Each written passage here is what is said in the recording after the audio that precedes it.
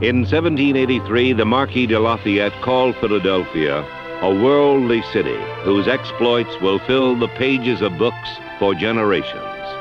Nearly 200 years later, Lafayette's prophecy was fulfilled. 1976 saw many stories emanate from Philadelphia. Some were about familiar people and events. Others were only once in a lifetime. During America's 200th birthday, Philadelphia was the center of attention as people from all over journeyed to the city for a glimpse at history. Much of the local citizenry reaped satisfaction from the heralded feats of a championship team.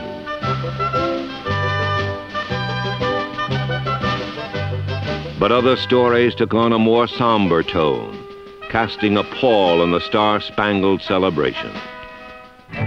Perhaps Philadelphia's most interesting tale was a little one, the saga of Rocky Balboa.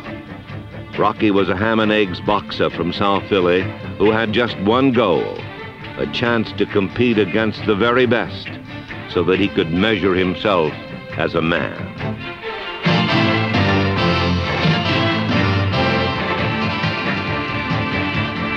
Rocky's story paralleled another group of city athletes, the Philadelphia Eagles. These men, like Rocky, were not always the most gifted players in the game, but in their first season under coach Dick Vermeil, they had something to prove, that they could do battle against anyone in football and come away with their heads held high. Outmanned but never out-hustled, the Eagles created their own spirit of '76.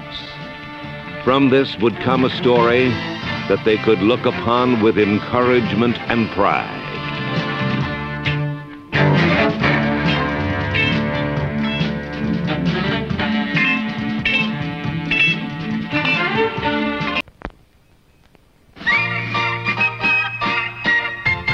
Defensive tackle Carl Hairston, 7th round draft choice. Fullback Mike Hogan, 9th round pick. Halfback Herb Lust, a 10th round selection. All three were bona fide sleepers in last year's draft, but were active participants 6 months later.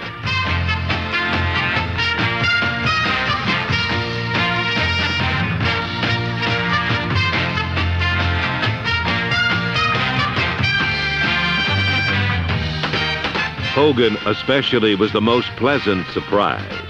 Despite missing 7 games with injury, he still led the team in rushing. No one knew Mike Hogan a year ago. They certainly know him now.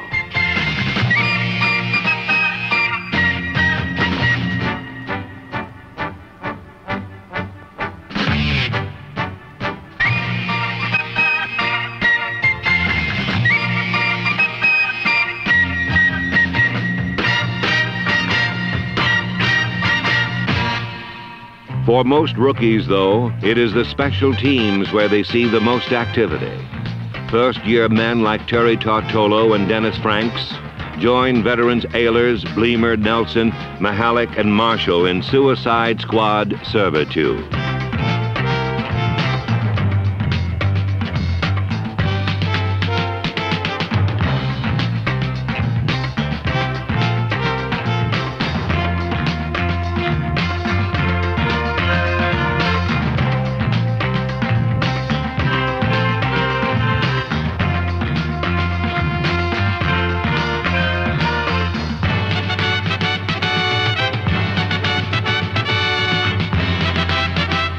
One member of the special teams was Vince Papale, a local track and field star who never played football in college. His youthful naivete prompted him to send a tryout letter to the Eagles. Remarkably, they accepted, and Papale made the team, writing an enchanting Philadelphia story of his own.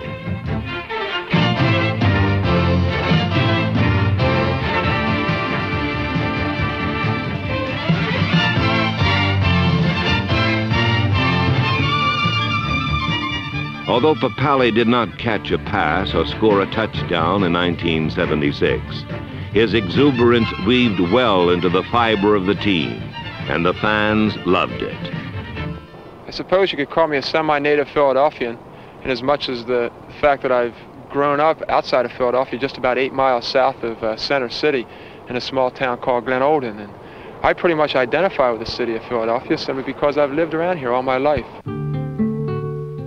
Tommy McDonough was my idol, and I think I used to drive my parents crazy by throwing a football around the house all the time. I pretty much emulated Tommy McDonough when I was in high school. I had season tickets for 8 years up until 1975. Well, now I don't need season tickets because Mr. Toast lets me in for nothing. I'm just thankful I'm in Philadelphia so I can do my thing in front of my people. A story like Papali is especially gratifying and meaningful for Coach Vermeil. Vince Papali made our football team because he had football talent, and secondly because he's a highly motivated guy. And I really think some of this motivation came from the Eagle football fan. They identified with Vince, and rightfully so. I hope to be a Philadelphia Eagle for 3 more years, but if it doesn't happen, if it's not in the cards, I won't regret anything that's happened to me up to this point. I'm just as happy as I've ever been in my life. It might shock some people to hear this, but if I were cut by the Eagles tomorrow, it wouldn't be the end of the world. Of course, I would miss the guys in the team and, of course, miss the game. But all I wanted was an opportunity, just one shot to play against the best, to play in the NFL. The Eagles gave me that opportunity, and for that I'm eternally grateful. For years a troubled spot, the defensive line showed signs of coming around in '76. Depth was provided by 4-year pros Bill Dunston, number 61, and Pete Lazatich, number 73. Right end Will Wynn, number 71, was a leader among the front 4, causing his foes disruption with annoying regularity.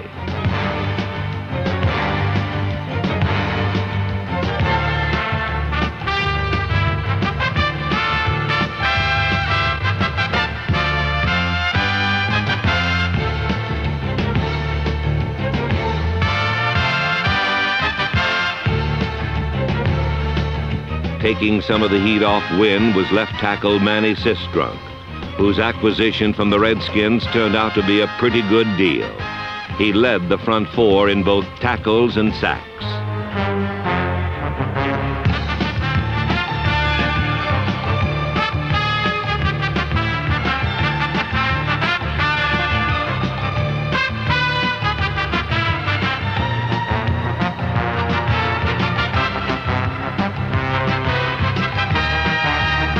Left linebacker Frank LeMaster, number 55, solidified his starting spot with 171 tackles.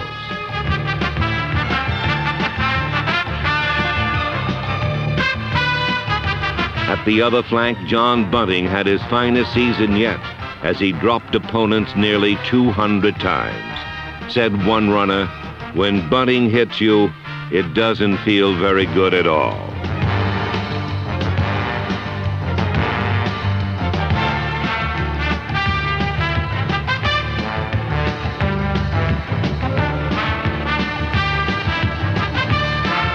The secondary was manned by cornermen John Outlaw and Al Clark, along with safeties Randy Logan and team co-captain Bill Bradley.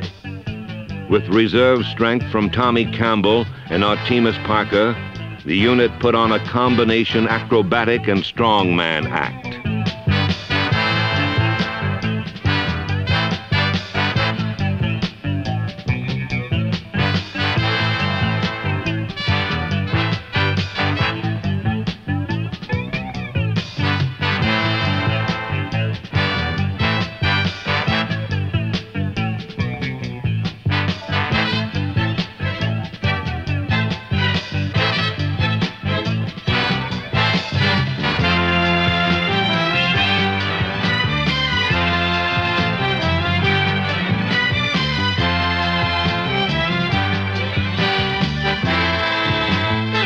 However, the core of the defense lies with Bill Bergey. Pittsburgh's Jack Lambert notwithstanding, Bergey is the finest middle linebacker in pro football. Again, an all-pro selection last year, Bergey is what one coach called the kind of player every team wants, but rarely is lucky enough to have. What drives him? What makes Bergey run? So many times they've labeled me as a demon with a killer's instinct, a madman, an animal that ought to be caged. This is the writers and the media, and they like to say soupy things like that so they can sell whatever they have to sell, but I don't like the word mean as much as I like the word intense, I guess. Intensity, a favorite word of Coach Vermeil's, and a characteristic that aptly depicts the style of Bill Berge.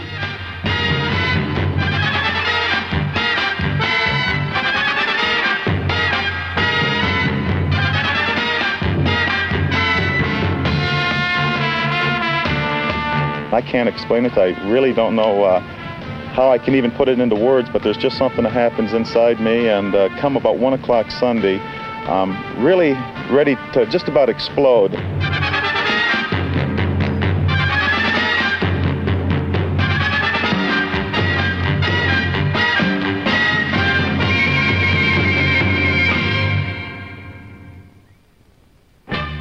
The Eagle offensive line was a much improved unit last season.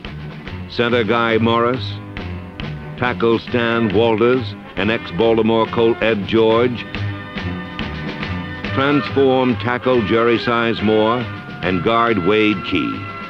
These men led Eagle backs to their highest team rushing total in 12 seasons.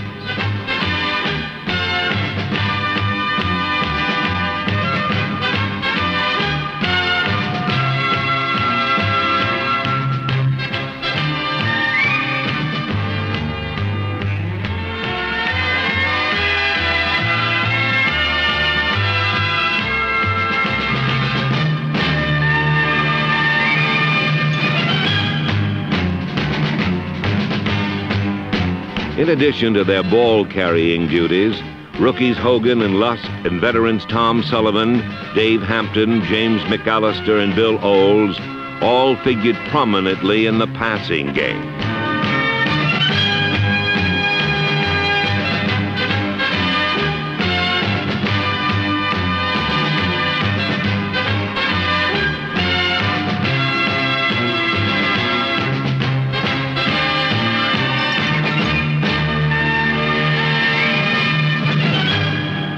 But 1977 will bring a new source of passing power to Philadelphia. Joining Roman Gabriel at quarterback is Ron Jaworski, the Polish rifle. Jaworski comes to the city of brotherly love with a remarkable record. He has never lost any professional game in which he has played.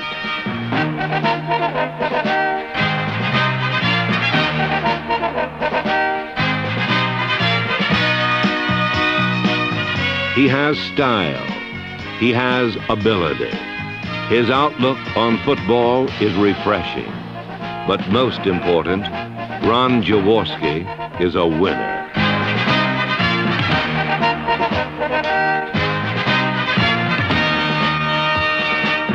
To get Jaworski, the Eagles traded tight end Charles Young. But having another tight end like Keith Krepfle made the exchange all the easier.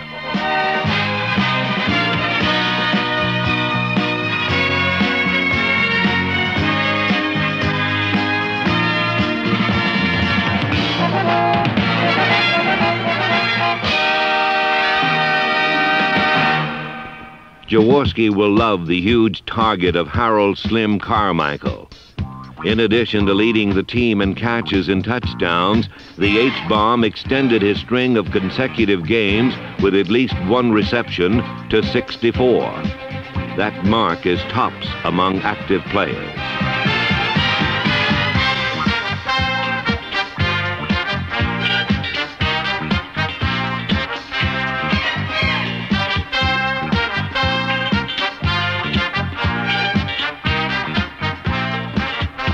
On the other side, the Eagles have a speedy threat in number 85, Charles Smith. His per-catch average was the best on the team, and all four of his touchdown grabs were long-distance calls.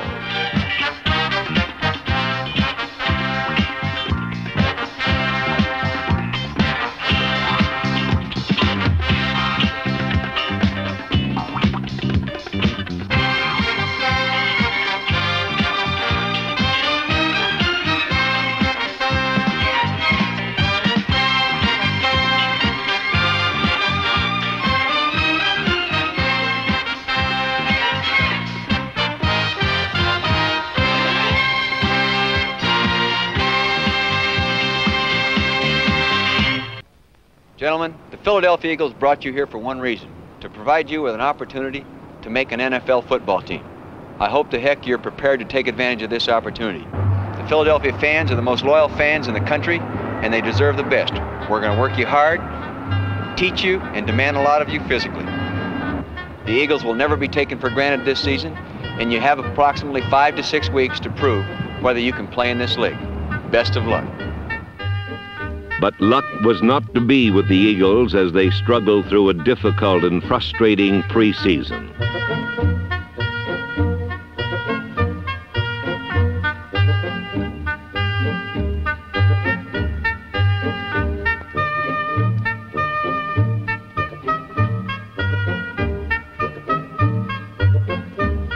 After a disappointing season opener at Dallas, the Eagles returned home desperate for victory.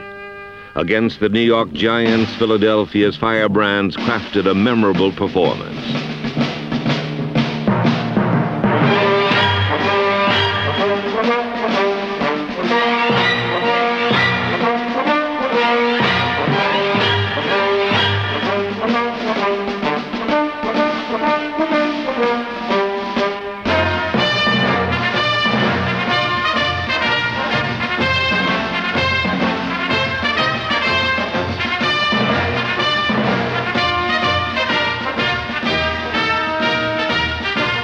So thorough was the Eagle domination that the Giants did not even come close to scoring until the final minutes. It was Dick Vermeil's first professional victory, a win shared equally with his athletes and followers.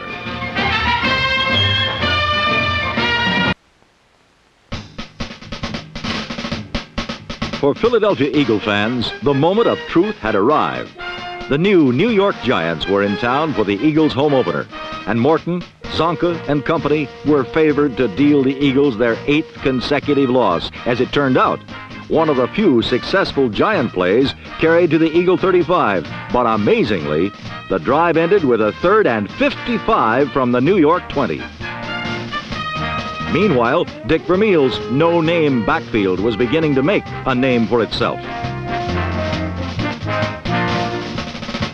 Number 35, rookie fullback Mike Hogan from Tennessee at Chattanooga, was the Eagles' 9th draft pick. Their 10th choice was halfback Herb Lusk, number 32 from Long Beach State. Each accounted for more than 100 yards running and receiving, as the inspired Eagles delivered victory number 1 for rookie head coach Dick Vermeil.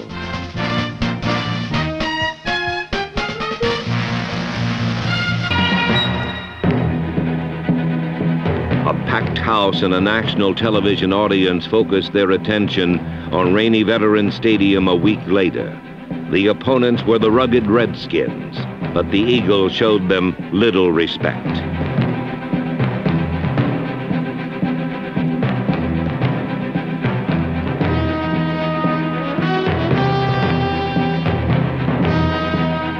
Philadelphia's runners found holes where none existed, and then relied on brute force to build a 10-0 lead.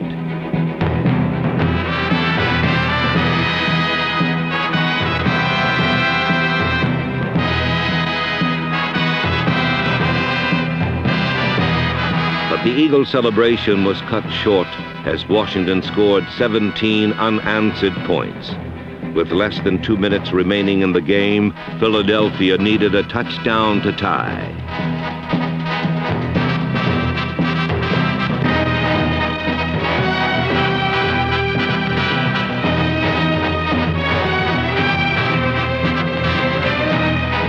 A remarkable Eagle comeback brought about the first overtime game in Monday Night Football history.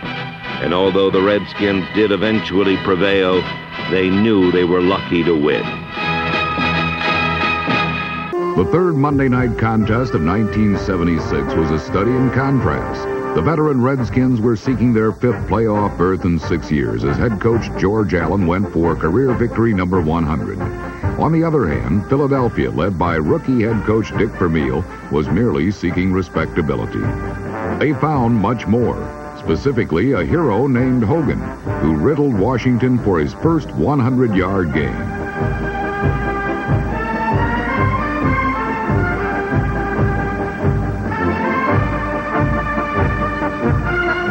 But he wasn't alone, as the Eagles' ground attack tallied 252 yards on the night, as the Eagles jumped out to a 10-0 lead. On defense, the Eagles were equally dominating, ravaging Redskin runners and passers alike.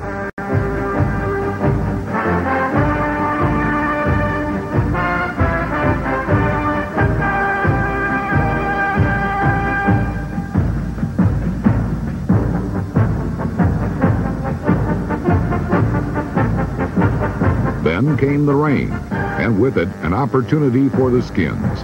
For while the Eagles moved the ball with ease, Washington's defense refused to break, intercepting 2 Mike Barella passes in their own end zone.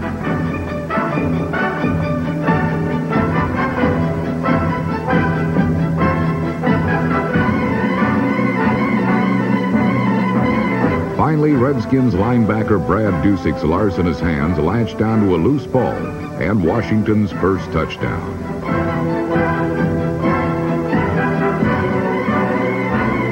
With the score tied at 10 in the fourth quarter, Mike Thomas ran 27 yards for a score.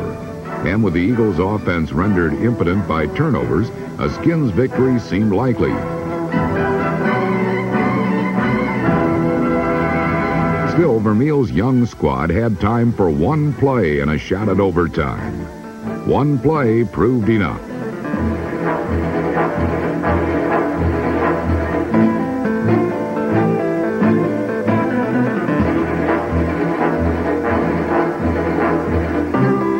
Charlie Smith's 41-yard touchdown tied matters at 17 and kept the country awake for overtime. Eagle optimism at the prospect of a second consecutive win vanished, however, when Mike Barella suffered his 5th interception at the hands of Eddie Brown. From there, it took little time for ex-Eagle Mark Mosley to finish the job.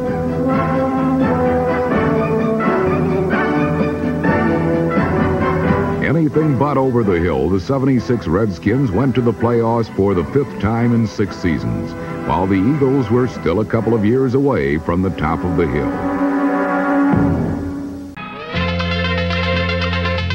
Down in Dixie, the Eagles gave Atlanta a taste of Yankee hospitality.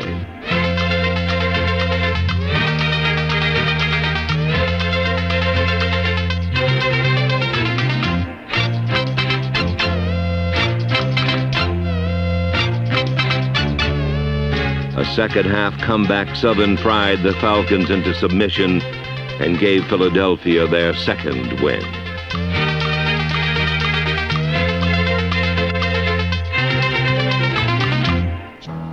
But that game was merely a barnyard cockfight compared to the ruffled feathers incurred when the Eagles battled the Cardinals.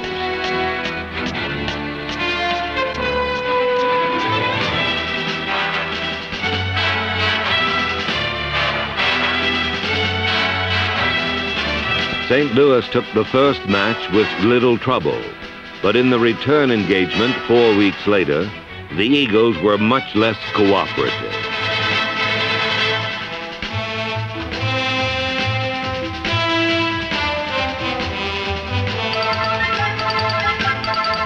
Driving for the winning score late in the game, Eagle hopes were dashed when Lady Luck turned her back on them.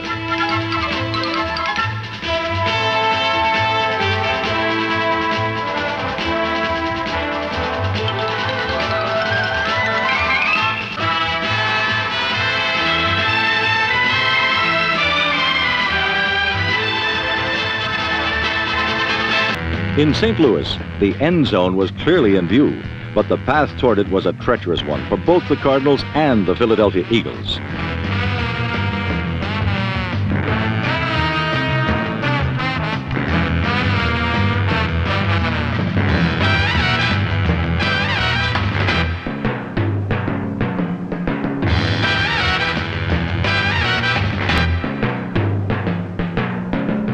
The game was even into the second quarter, but then, like a pool hall hustler who's been trifling with his victim too long, the Cardinals showed their game and outscored the Eagles 33-7.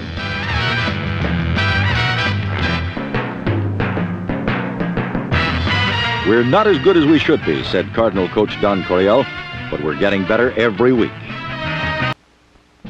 Dick Vermeil, the Eagles' hard-bitten, hard-chewing coach, saw victory number 3 within his grasp. Far-fetched? Not really. Under quarterback Lynn Dickey, number 10, the Packer offensive bark has been as feeble as its bite.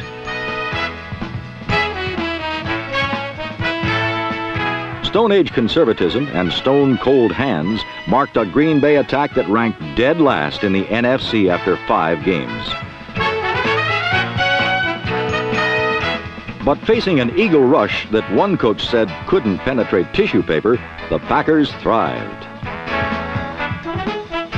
Number 85, Ken Payne, caught his first touchdown pass, an astounding fact considering he grabbed 58 passes a year ago. Dickey, a 41% passer, caught backs like Willard Harrell, number 40, in mismatches with Eagle linebackers all afternoon as the heretofore stodgy Packers turned stunning and won their 3rd straight game 28-13.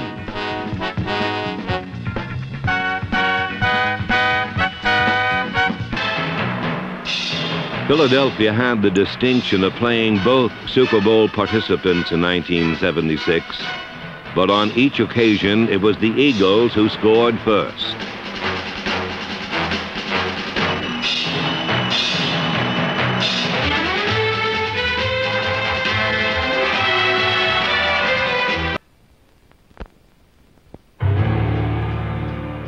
Buoyant optimism was very much in order in Week 9 when the Eagles met the Giants in the Meadowlands.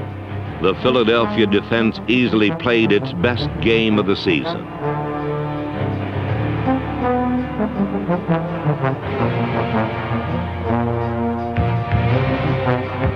Although playing with reserves in some key positions, the defense battled vigorously, notching the first team shutout since 1968. The New York Giants theme song was "What a Difference McVay Makes." As their new coach's loose and relaxed "football should be fun" philosophy was injected into practices all week long. But come Sunday, McVay didn't make any difference at all, as statue-like Craig Morton was sacked 6 times by the Philadelphia Eagles, possessor of one of the league's lesser defenses. The game's single touchdown was scored in the second quarter when Philadelphia's Mike Barilla passed 13 yards to Harold Carmichael. The only item of interest for Giant fans at the Meadowlands Stadium was the hard running of Doug Coter, and one of the mysteries of the NFL season is why Bill Arnsparger and now John McVay continue to ignore New York's $6 million man. Larry Zonka was used mainly as a blocker for Coter and carried the ball only 7 times all day. For the Eagles, it was a first shutout in 105 games and a 3rd victory of the season, 2 of them against the Giants.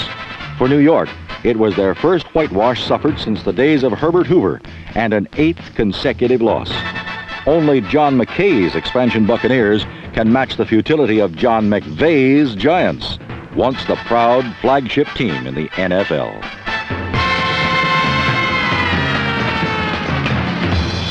In the season's final game, the Eagles met the expansion Seattle Seahawks.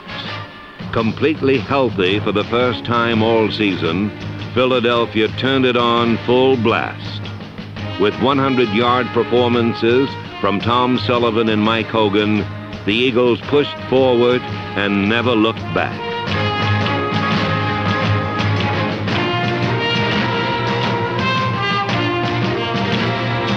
Charlie Smith put the Eagles in scoring range early, then was permitted the honor of finishing the task himself.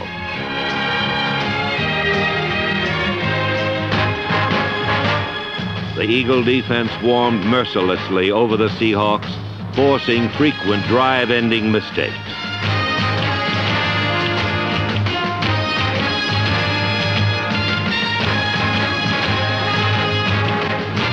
The lopsided win allowed Philadelphia to finish the season on a positive note. The story, although not entirely joyful, was successfully concluded. In Philadelphia, the headlines announced a return grudge match. But in a game dominated by hard hitting, a calculated risk produced the game's first points. On third down and short yardage, Mike Barilla and Charlie Smith caught the Cardinals napping. But this contest would be decided in the pit. Bill Berge and the improved Eagle defense against Jim Otis and that nasty Cardinal offensive line.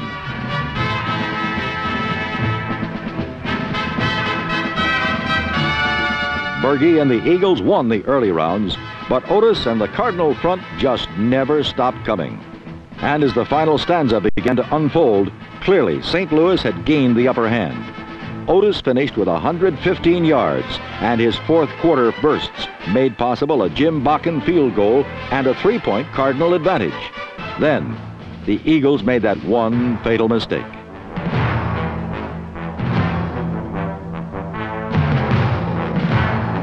Dave Hampton's unfortunate fumble cost the Eagles a chance to tie and go into overtime. In a contest as balanced as this one, and over the course of a season for that matter, a handful of crucial mistakes often separate the winners from the also-rans. Jim Otis and the Cardinals deserved to win, but somehow Bill Berge's Eagles did not deserve to lose. In Philadelphia, Eagle fans have grown accustomed to their team's stylish brand of losing football. But last Sunday, the visiting Seattle Seahawks put on a far better display of offensive ineptitude.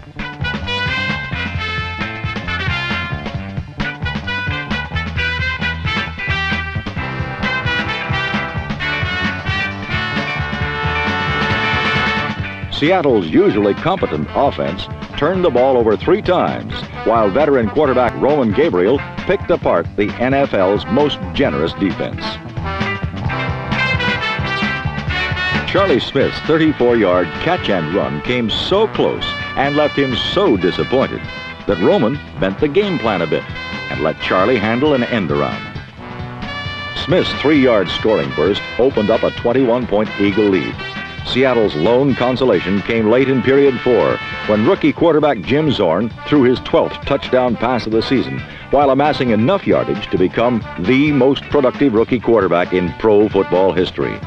But for an expansion team, individual achievements somehow get lost beneath the rubble of defeat. Philadelphia's most famous hero of 1976 could look back on his achievement with the satisfaction of knowing he had done his best, even in defeat. Like Rocky, the Eagles too will have moments to remember, but it cannot and will not end here. It was our goal in 1976 to give every Philadelphia Eagle football player an opportunity to prove to us what he could do. Many took advantage of that opportunity and played good, intense football for 14 games. We think we can improve in the 1977 season. Rocky was satisfied with his one shot at the title. We're looking forward to a rematch.